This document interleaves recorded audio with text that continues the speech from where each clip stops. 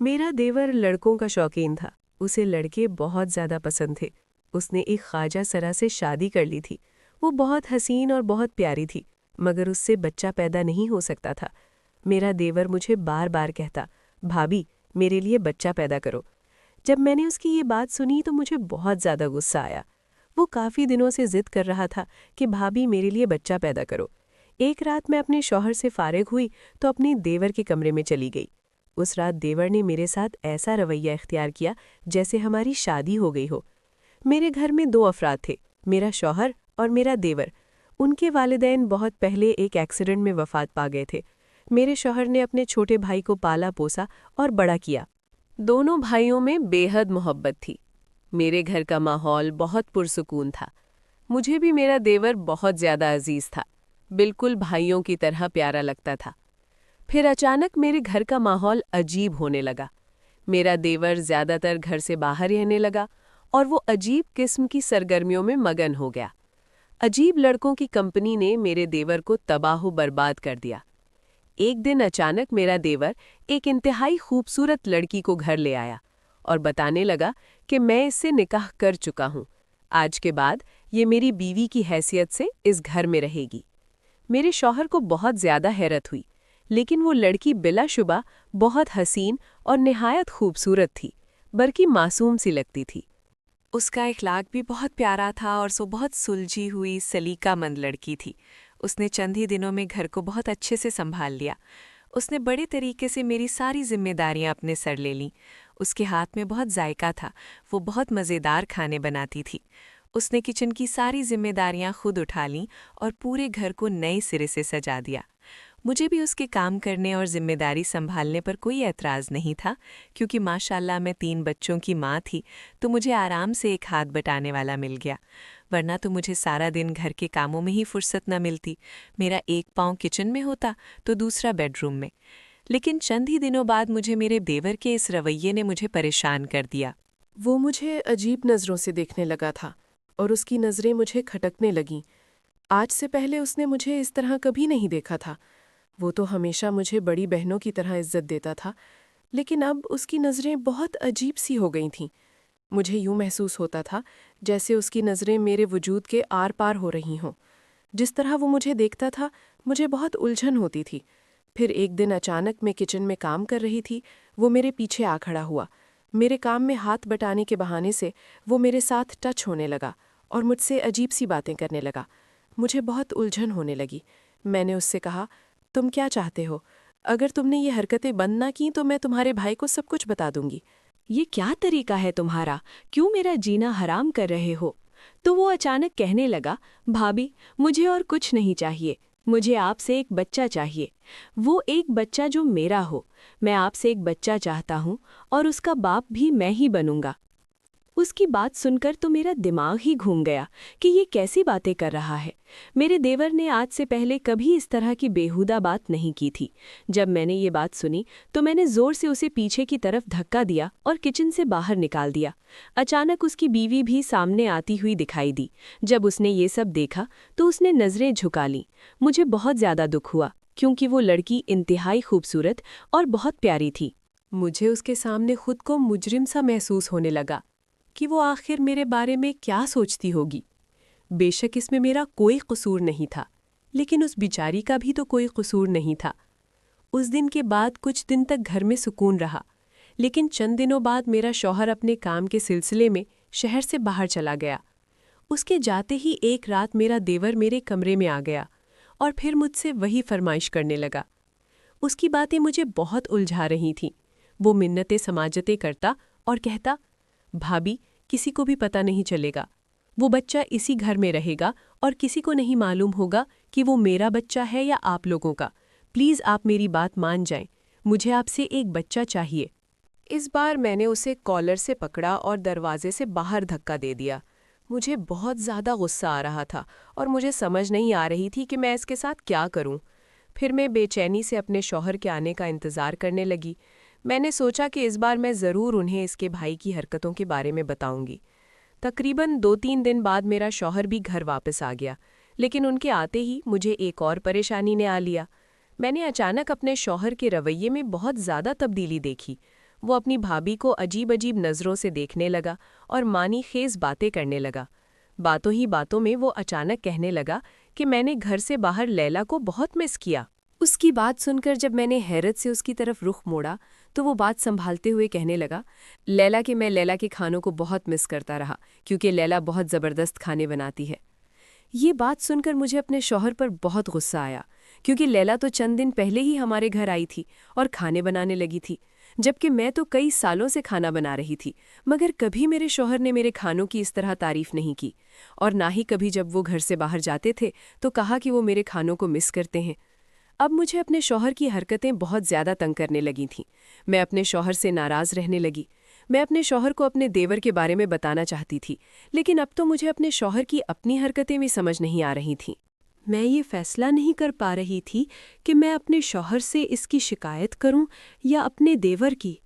پھر اچانک ایک دن میرا دیور گھر سے باہر چلا گیا اور اس نے بتایا کہ میں آج گھر سے باہر رہوں گا اور رات بھی اپنے دوستوں کے ساتھ وہیں رک جاؤں گا۔ یہ بات سن کر میں نے اپنے شوہر کے چہرے کے تاثرات دیکھے جو بہت عجیب تھے۔ ان کے چہرے پر ایک عجیب سی خوشی تھی جو مجھے صاف نظر آ رہی تھی، اور مجھے سمجھ نہیں آ رہی تھی کہ میرا شوہر اس قدر خوش کیوں ہو رہا ہے۔ پھر وہ بہانے بہانے سے میری دیورانی کے کمرے کے باہر چکر لگانے لگا۔ میں کسی بہانے سے اپنے شوہر کو اپنے کمرے میں لے آئی اور اپنے لیے ایک بہت ہی خوبصورت لباس نکالا جو بہت ہی باریک اور دیدہ زیب تھا۔ میں نے بہت اچھے طریقے سے تیاری کی، بال بنائے، خوشبو لگائی تاکہ میرا شوہر میرے کمرے سے باہر کسی اور عورت کے پاس نہ جائے اور میرے پاس ہی رہے۔ میں اپنے شوہر کو اپنے کمرے تک محدود رکھنے میں کامیاب ہو گئی۔ وہ میرے ساتھ ہی رہا، مگر آدھی رات کو جب میری آنکھ کھلی تو میں نے دیکھا کہ میرا شوہر بستر پر نہیں تھا۔ مجھے پہلے تو بہت زیادہ الجھن ہوئی، پھر میں نے سوچا شاید وہ بچوں کے کمرے میں گئے ہوں، کیونکہ وہ رات کو اٹھ کر کئی بار بچوں کے کمرے میں جا کر انہیں دیکھتے تھے۔ یہی سوچتے ہوئے مجھے پھر تھوڑی دیر بعد نیند آ گئی۔ پھر اچانک میری آنکھ کھلی تو میں نے دیکھا کہ میرا شوہر ابھی بھی بستر پر موجود نہیں تھا۔ میں فوراً بستر سے اٹھی اور اپنے کمرے سے باہر نکل آئی۔ جب میں نے بچوں کے کمرے میں جھانکا تو وہاں بھی میرا شوہر نہیں تھا۔ میری الجھن اور زیادہ بڑھنے لگی۔ میں جلدی سے بھاگ کر اپنی دیورانی کے کمرے میں گئی۔ جب وہاں پہنچی اور کمرے کی حالت دیکھی تو میں سمجھ گئی کہ یہاں کیا ہوا ہے۔ میں اس لمحے اپنے آپ پر قابو نہ رکھ سکی اور بھاگتے ہوئے اپنی دیورانی کے پاس گئی۔ میں اس کے منہ پر تھپڑ مارنے لگی، اسے بری طرح مارنے پیٹنے لگی اور چیخنے چلانے لگی کہ تم بہت بری عورت ہو۔ میرا شوہر یہ سب کچھ دیکھتا رہا، اس نے میرا ہاتھ تک نہ پکڑا اور میری دیورانی بھی مار کھاتی رہی۔ اچانک اسی وقت میرا دیور گھر آ گیا۔ جب اس نے یہ تماشا دیکھا تو گھبراتے ہوئے میرے پاس آیا اور پوچھا، کیا ہوا بھابھی؟ میں روتے ہوئے اسے سب کچھ بتانے لگی۔ جب میں اسے ساری بات بتا چکی تو وہ اچانک اٹھا اور اپنی بیوی پر چلانے لگا۔ میں نے فوراً اٹھ کر اس کا گریبان پکڑ لیا اور کہا، میرے سامنے زیادہ غیرت مند مرد بننے کی کوشش نہ کرو، زیادہ غیرت مند مرد بننے کی ایکٹنگ مت کرو۔ میں تمہیں بھی اچھی طرح جانتی ہوں، تم کتنے دنوں سے میرا پیچھا کر رہے تھے، میرے ساتھ بدتمیزی کرنا چاہتے تھے۔ میں کتنے دنوں سے تمہیں برداشت کر رہی ہوں اور اب اچانک غیرت مند مرد بن رہے ہو؟ جب تم خود ایسے ہو تو تمہاری بیوی بھی ویسی ہی ہوگی، جیسی کرنی ویسی بھرنی۔ تم کتنے دنوں سے میرا پیچھا کر رہے تھے اور بار بار ایک ہی گندی فرمائش کرتے تھے کہ مجھے آپ سے ایک بچہ چاہیے، مجھے آپ سے ایک بچہ چاہیے۔ یہ بات سن کر میرا شوہر حیران رہ گیا اور میرا دیور بھیگی ہی آنکھوں سے کہنے لگا، بھابھی، آپ نے میری بات کا غلط مطلب سمجھا۔ مجھے آپ سے بچہ چاہیے، مجھے آپ کا ہی بچہ چاہیے، آپ کا اور اپنے بھائی کا، ایک بچہ جسے میں گود لینا چاہتا تھا، کیونکہ میری بیوی خواجہ سرا ہے، وہ کبھی ماں نہیں بن سکتی۔ میں اس کے حسن کا دیوانہ ہو کر اس سے نکاح تو کر بیٹھا، لیکن میں اس سے اپنی اولاد کبھی حاصل نہیں کر سکتا۔ یہ انتہائی گھٹیا عورت ہے۔ آج اس نے اپنا اصل چہرہ دکھا دیا۔ ایسے مرد پر بھروسہ نہیں کیا جا سکتا۔ اس نے میرے بھائی کو بہکایا۔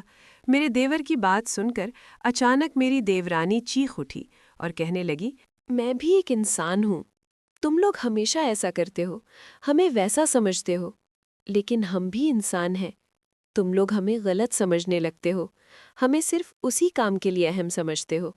میں ایسی نہیں ہوں۔ تمہارا بھائی کئی دنوں سے میرے ساتھ گندی حرکتیں کر رہا تھا، میں نے بڑی مشکل سے اپنا آپ بچایا۔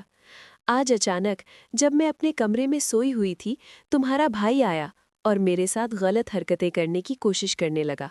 لیکن اس سے پہلے کہ وہ اپنی حرکت میں کامیاب ہوتا، تمہاری بھابھی آ گئیں اور میری عزت بچ گئی۔ لیکن تمہاری جو باتیں ہیں اس سے صاف ظاہر ہے کہ تمہاری نظر میں میری کیا حیثیت ہے، کیا عزت ہے۔ اب میں ایک لمحے کے لیے بھی اس گھر میں نہیں رہنا چاہتی۔ میں تم سے طلاق چاہتی ہوں۔ مجھے طلاق دو تاکہ میں تمہارے گھر سے چلی جاؤں۔ میں اپنے اصل گھر واپس چلی جاؤں گی، کیونکہ وہ تمہارے گھر سے کئی گنا بہتر تھا۔ وہاں ہم کپڑوں کا کاروبار کرتے تھے، ہم کوئی بھی غلط کام نہیں کرتے تھے، بہت عزت سے ہم نے اپنا آپ رکھا ہوا تھا اور تم جیسے مردوں سے دور رہتے تھے۔ لیکن تم نے مجھے نام تو دیا لیکن عزت نہیں دی۔ عزت کا دکھاوا کر کے تم مجھے اپنے گھر میں لے آئے۔ تمہارے اپنے سوتیلے بھائی نے میری عزت لوٹنے کی کوشش کی، لیکن تم اپنے بھائی کو کچھ کہنے کی بجائے مجھ پر ہی ناراض ہو گئے۔ ہم میں جو بھی کمی یا خامی ہوتی ہے وہ قدرتی طور پر ہوتی ہے، اس میں ہمارا کوئی قصور نہیں ہوتا۔ لیکن اس کا یہ مطلب نہیں کہ کوئی بھی مرد ہمیں استعمال کرے اور ہمارے جذبات و احساسات کے ساتھ کھیلنے کی کوشش کرے۔ یہ بات سن کر میں بہت حیران ہو رہی تھی۔ آج سے پہلے مجھے کبھی پتہ نہیں چلا تھا کہ میری دیورانی خواجہ سرا ہے، کیونکہ وہ واقعی بہت حسین عورت ہے۔ وہ جب سچ بتا کر اپنے کمرے سے نکلی تو میری حالت کچھ بہتر ہوئی۔ میں سوچ بھی نہیں سکتی تھی کہ یہ عورت خواجہ سرا ہے۔ میں اپنے شوہر سے کہنے لگی، تم اپنی بھابھی سے معافی مانگو اور اپنے بھائی سے بھی معافی مانگو تاکہ ان کا گھر تباہ ہونے سے بچ جائے۔ میں اپنے دیور سے کہنے لگی، تم ایسا کچھ بھی نہ کرو، اس میں تمہاری بیوی کا کوئی قصور نہیں ہے۔ تم لوگ الگ ہو جاؤ، کسی الگ گھر میں شفٹ ہو جاؤ اور اپنا گھر بچا لو۔ اس پر میرا شوہر کہنے لگا، میں کسی خواجہ سرا سے معافی نہیں مانگوں گا، اور یہ کوئی عورت نہیں ہے، اور نہ ہی اس سے میرے بھائی کا گھر قائم رہ سکتا ہے، کیونکہ یہ خواجہ سرا ہے۔ یہ بات سن کر میری دیورانی نے بہت نفرت سے میرے شوہر کی طرف دیکھا، لیکن مجھے اپنے دیور کے رویے پر بہت حیرت ہوئی، کیونکہ اس نے بھی بغیر سوچے سمجھے اپنی بیوی کو طلاق کے 3 الفاظ کہہ دیے، اور میری دیورانی طلاق لے کر اس گھر سے چلی گئی۔ لیکن مجھے بہت زیادہ خوف محسوس ہوا۔ کہا جاتا ہے کہ خواجہ سرا کی آنکھ سے بچنا چاہیے۔ مجھے لگ رہا تھا کہ ہمارے گھر کو لیلا کی آنکھ لگی ہے، کیونکہ اس کے ساتھ اس گھر میں بہت برا ہوا تھا۔ پھر اچانک کچھ ہی عرصے بعد میرے شوہر کو کچھ ڈاکوؤں نے لوٹ لیا۔ انہوں نے اس کا موبائل اور گاڑی لے لی اور اسے گولی مار کر کسی ویرانے میں چھوڑ دیا۔ ہم نے پولیس میں اطلاع دی۔ پولیس نے انہیں ڈھونڈنے کی کوشش کی، لیکن 3 دن تک میرے شوہر کا کوئی سراغ نہ ملا۔ پھر اچانک پولیس کو ایک لاش ملی جس سے بدبو آ رہی تھی۔ پھر اسے غسل کے بغیر ایک کپڑے میں لپیٹ کر دفن کر دیا گیا، کیونکہ اتنے دن باہر رہنے کی وجہ سے لاش اب غسل دینے کے قابل نہیں رہی تھی، بالکل گل سڑ گئی تھی۔ مجھے اپنے شوہر کے انجام پر بہت زیادہ دکھ ہوا۔ مجھے سمجھ آ گئی کہ یہ سب لیلا کی بدخواہی کا نتیجہ ہے۔ اس کی بد دعا کی وجہ سے میرے شوہر کو غسل تک نصیب نہ ہوا، نہ ہی نماز پڑھنے کا موقع ملا۔ پھر عدت پوری کرنے کے بعد میں بہت پریشان رہنے لگی، کیونکہ میں اپنے بھائی کے ملک سے باہر تھی اور کوئی رشتہ دار ایسا نہیں تھا جس کے پاس میں اپنے بچوں کے ساتھ جا کر رہ سکتی۔ مجھے بہت الجھن ہونے لگی کہ اب مجھے کیا کرنا چاہیے، کیونکہ اکیلی کہیں بھی نہیں رہ سکتی تھی۔